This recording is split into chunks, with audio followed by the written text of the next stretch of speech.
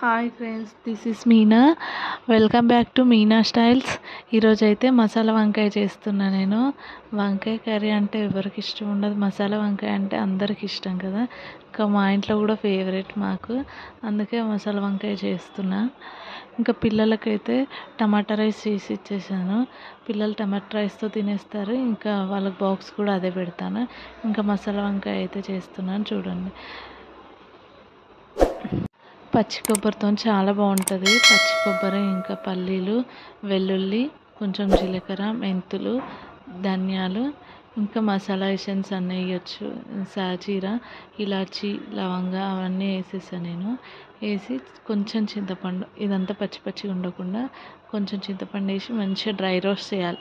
మంచిగా dry roast అవ్వాలి, అవి మొత్తం మాడిపోవద్దు. అట్లా డ్రై రోస్ట్ అయిన తర్వాత ఫస్ట్ అవి కచ్చబచ్చ మిక్సీ పట్టి తర్వాత దాంట్లోనే ఆనియన్స్ వేసి ఇంకా ఫైన్ పేస్ట్ అయితే చేసేసిన. ఫైన్ పేస్ట్ చేసిన తర్వాత దాంట్లో కొంచెం కారం పొడి, కొంచెం సాల్ట్, మనకి ముక్కలకి గ్రేవీకి మొత్తం సరిపడి ఇక్కడే వేసేస్తాం. ఇంకా కర్రీలో ఎక్కడ వేయద్దు. ఇంకా అందుకే ఇక్కడే వేసేసి ఇంకా ముక్కలు అయితే వంకాయలు అయితే ఇలా కట్ చేశాను. ఇంకా మసాలా వంకాయకి ఇలా కదా కట్ చేసేది, అందుకే ఇలా కట్ చేసి ఇంకా దీంట్లో అయితే స్టఫ్ చేస్తాను నేను. ఇప్పుడు ముక్కలు ఫ్రై చేస్తే దాంట్లో కూడా పెడతారు, కానీ ఇట్లా స్టఫ్ చేస్తే ఇంకా ముక్కలు కూడా అన్నీ పీల్చుకుంటాయి. అది ఆనియన్స్ వేగే వరకు ఇది మొత్తం పులుపు అవన్నీ పీల్చుకొని పీసెస్ కూడా మంచి టేస్ట్ వస్తుంది. అందుకే నేను ఇలా చేస్తాను.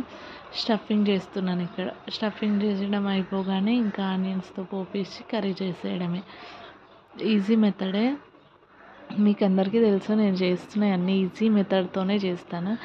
హెవీ ప్రాసెస్ ఉండి ఇబ్బంది పడి అది ఒకటి మర్చిపోయి ఒకటి చేయడం అట్లా ఎందుకని నేను ఏదైనా ఈజీ ప్రాసెస్ ఏది ఈజీ ఉంటుందో అదే సెలెక్ట్ చేసుకుంటా, అదే చేస్తాను. ఎందుకంటే పిల్లలు చిన్న ఉన్నారు, ఇంకా పెద్ద పెద్ద ప్రాసెస్ అంటే అవ్వదు వాళ్ళతో. వాళ్ళు స్కూల్కి వెళ్ళినా కూడా వాళ్ళకి బాక్స్ ఇవ్వాలి, 3కి ఒకరిని తీసుకురావాలి, 5కి ఒకరిని తీసుకురావాలి. ఇంకా వచ్చిన తర్వాత వాళ్ళకి స్నాక్స్ పెట్టాలి, మళ్ళీ కొద్దిసేపు బయట ఆడించాలి, తర్వాత హోంవర్క్ రాయించాలి.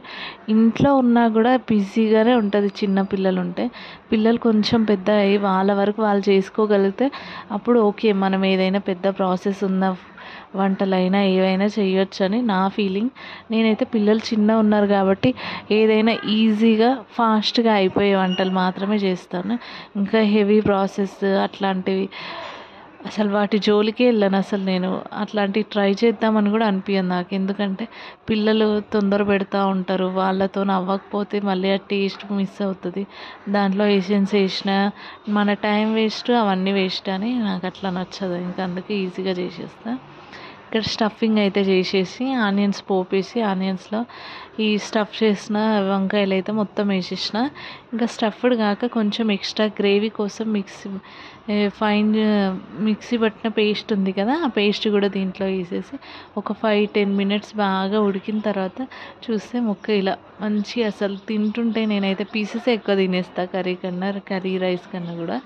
ఇట్లా ఒక్కసారి తినేస్తే ఒక పీస్ తినేసేయచ్చు.